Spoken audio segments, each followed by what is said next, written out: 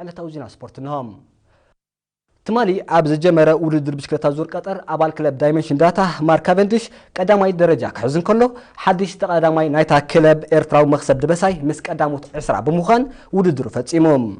ኣብቲ ዝናድ ብቕዓት ተቀዳደምቲ ክለብ ዳይመንሽን ዳታ ዝተራእየ ውድድር መክሰብ ካብ ተዓዋታይት መድረኽ ዝኾነ ወዲ ጋንቱ ማርክ ካቨንዲሽ ብሓደ ደቂቕን 58 ካልኢትን ድሕሪኡ ነዚ ደረጃ እዚ ክጭብጥ ዝኽኣለ ኣብቲ 13 ተቀዳደምቲና ብቅጽበታዊ ውድድር ዘምርሕሉ 176 ኪሎ ሜትር ዝርሕቐቱ ካቨንዲሽ ነቲ ውድድር ብ3 ሰዓትን 28 ደቂቕን 46 ካልኢትን ኣብ መዛዝን በፂሖም እቲ ተቀዳዳማይ ክለብ ዳይመንሽን ዳታ ንኢጣልያዊ ተቀዳዳማይ ክለብ ላምፕረ መሪዳ ሞሎዶ ከምኡውን ኣባል ክለብ ኣስታና ኢጣልያዊ ጓርዲኒ ብዘደንቕ ናይ ቅጽበታዊ ውድድር ብቕዓት ምርታዕ ተዓዊቶም ካል ኣባል ክለብ ዳይመንሽን ዳታ ኖርዌጃዊ ቦሰን ሃገን ድማ ግዜ ከይከሰረ ሻድሻይ ተርታሒዙ መክሰብ ድበሳይት ማልን ፈነማ ግዜኡ ማልያ ናይ ተሓዳስ ጋንቱ ዳይመንሽን ዳታ ብምውዳይ ዝተወዳደረ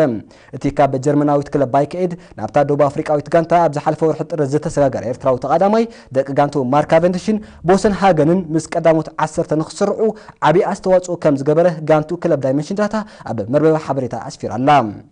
ዘመዝግቦ ደረጃውን ክለቡ ካብ 18 ጋንታታት ራብዓይ ተርታ ንኽትሕዝ ተርኡ ዕዙዝ ነይሮም ብዘይካዚ ኣብ ውሽጢ ሃገር ምስ ክለብ ኤርተል ዕውት ናይ ፀወታ እዋን ዝሕለፈን ኣብ ከም ዙር ኣልጀርያ አንጸባረቀ ዓወታት ብምምዝጋብ ስሙ ዝኸልዕን መክሰብ ኣብዚ ዙር እዚ ካብ መንእስያት 5 ደረጃ ሒዙ ከም ዘሎ ተፈሊጦም ንመበል 15 ገዚኡ ዝካየድ ዘሎ ዙር ቀጠር ሎሚ ብናይ 135 ኪሎ ሜትር ውድድር ኣብ ከተማ ዶሓ ክቕጽል እዮም ብሓፈሻ እዚ ናይ ሎሚ ዓመት ውድድር 655 ኪሎ ሜትር ከም ዝሽፍን ተፈሊጡሎም